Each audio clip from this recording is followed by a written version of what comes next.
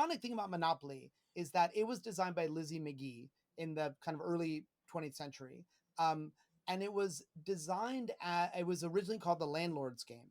And it was designed as a kind of actually a serious game, like an educational game about certain kinds of tax structures, and to sort of show what was wrong and unfair with the sort of kind of existing way that landlords were taxing their tenants. But the scandal of and so anyway, just to say that Lizzie Magie was this incredibly interesting um, woman and figure and intellectual and creative person in her day, and Monopoly is actually a really innovative game.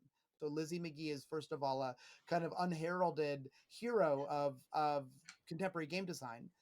But the ironic thing is that Parker Brothers, and this has been, documented in films, there's books about it, basically stole um, Monopoly, copied Monopoly. Charles Darrow is, credited with inventing it, but it's really kind of a classic case of, uh, unfair capitalistic practices.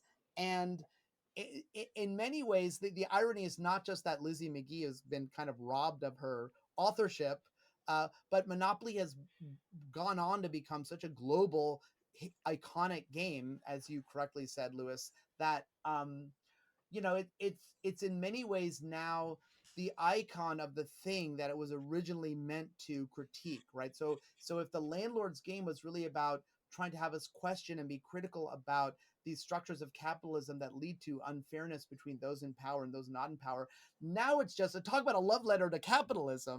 But I think for me, the most bitter irony is just that, yeah, that this game, which was invented by this brilliant woman, just became like the most like ironic parody of the thing that the game that was stolen was trying to critique in the first place.